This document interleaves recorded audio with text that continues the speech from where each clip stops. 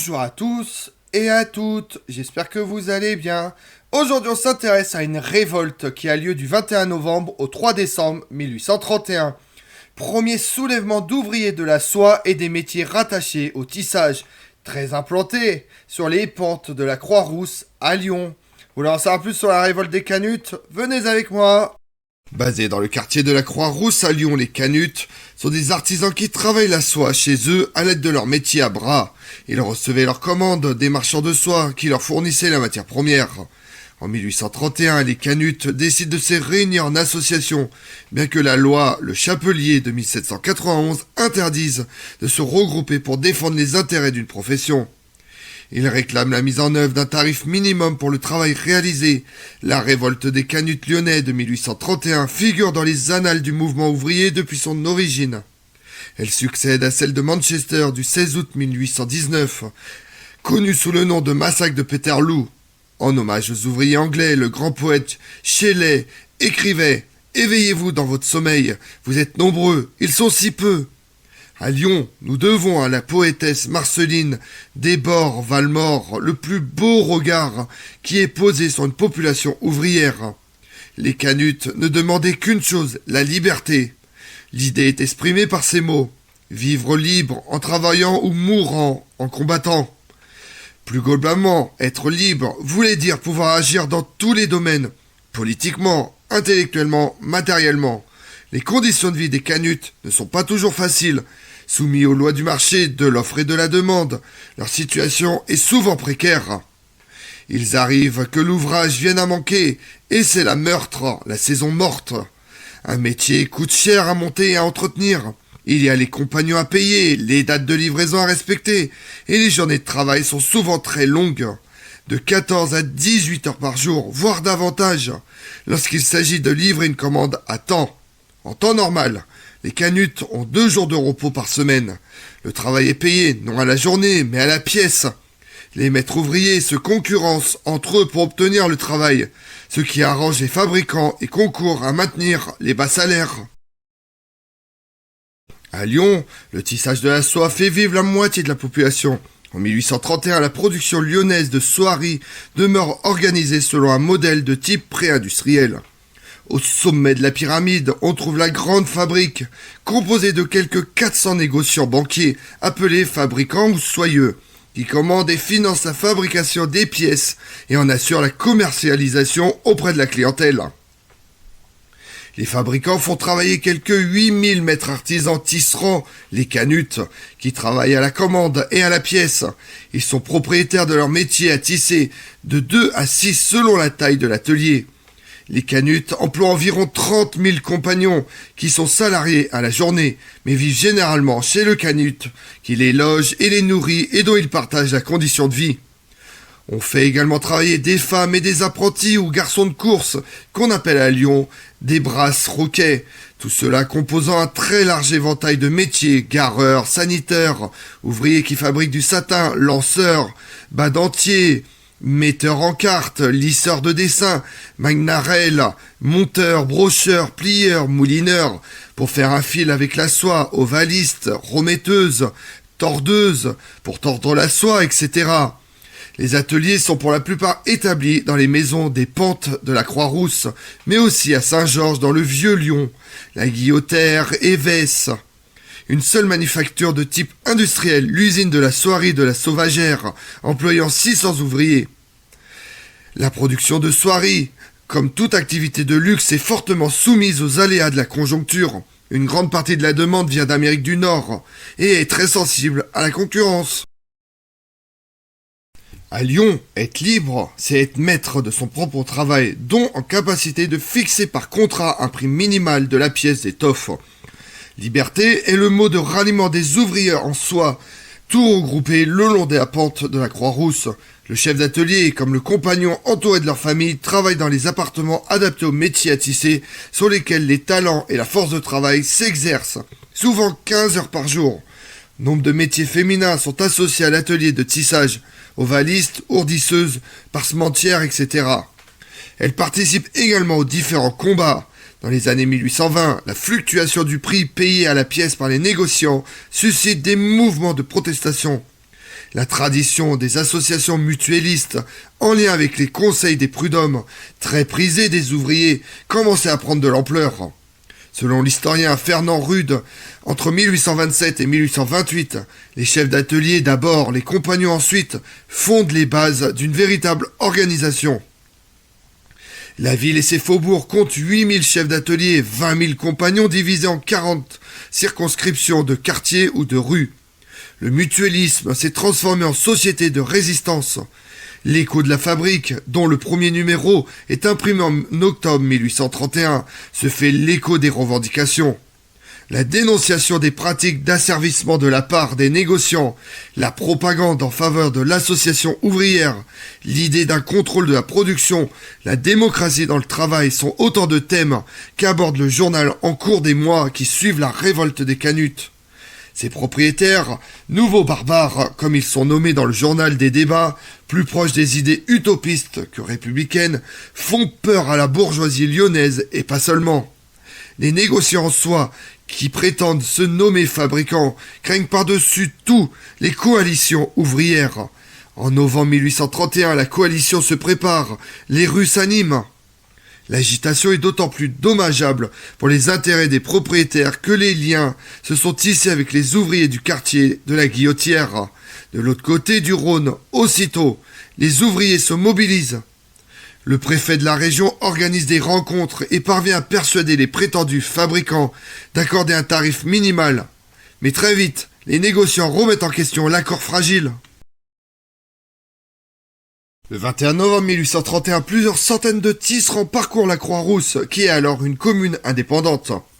Ils obligent ceux qui travaillent encore à arrêter leur métier à tisser, puis descendent de la Croix-Rousse par la montée de la Grande Côte jusqu'à la rue Vieille-Monnaie.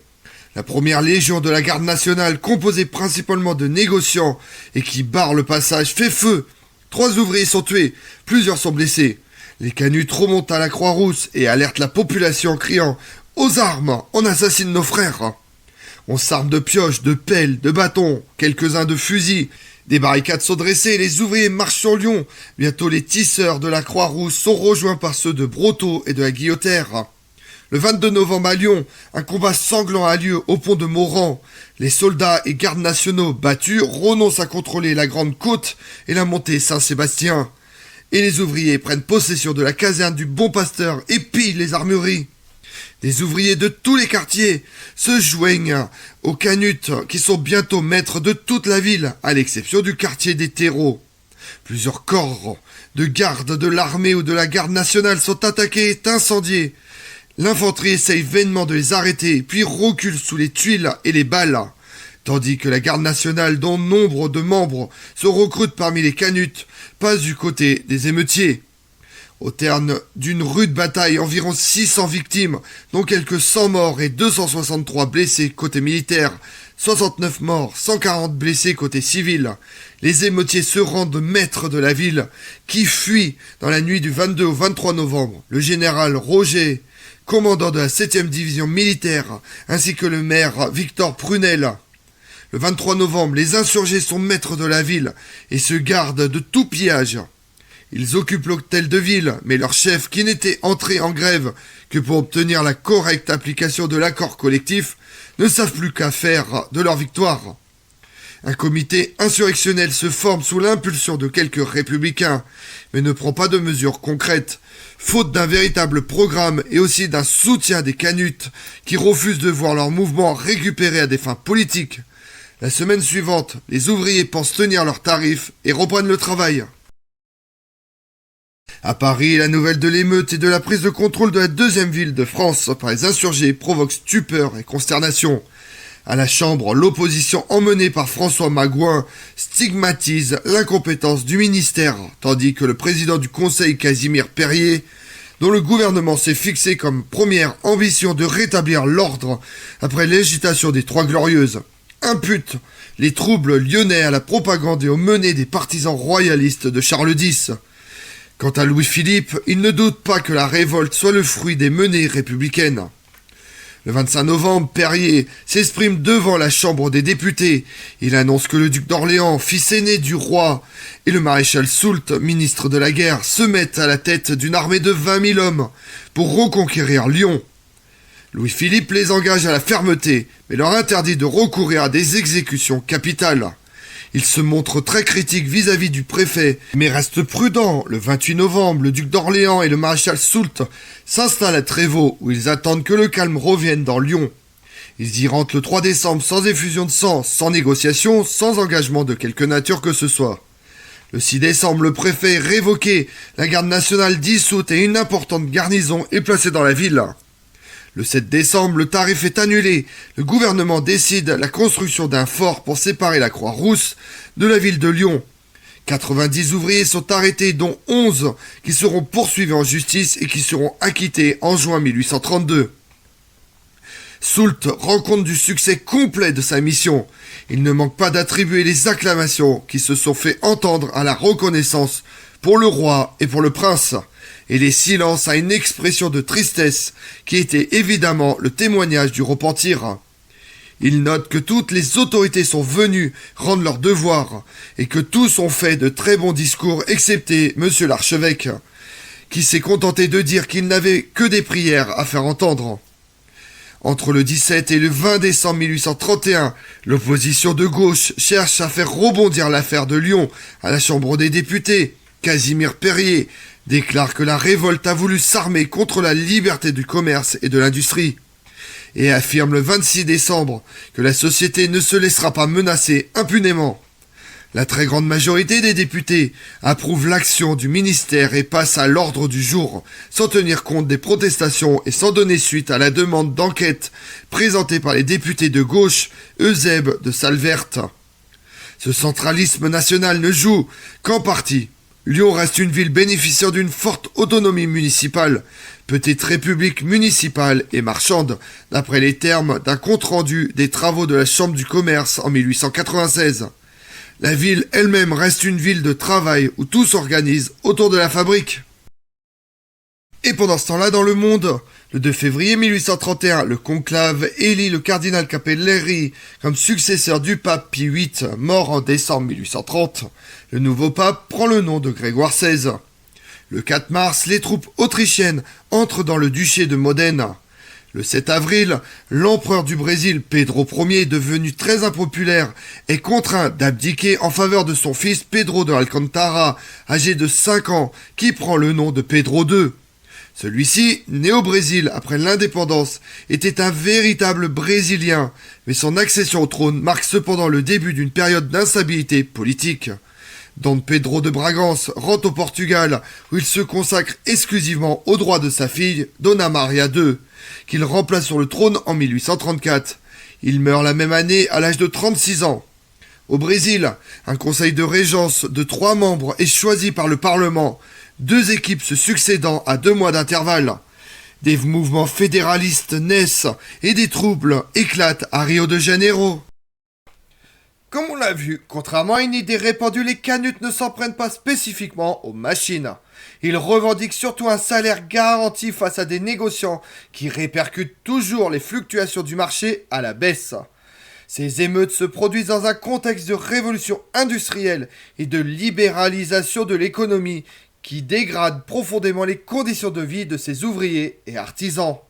Je vous remercie d'avoir suivi cette vidéo en ma compagnie. Si vous voulez connaître mes autres vidéos, retrouvez-moi sur ma chaîne YouTube Tout sur l'Histoire avec Damien, mais également sur les réseaux sociaux, Twitter et Instagram, Histoire Damien. Et pensez à liker, commenter et vous abonner. Je vous remercie à tous.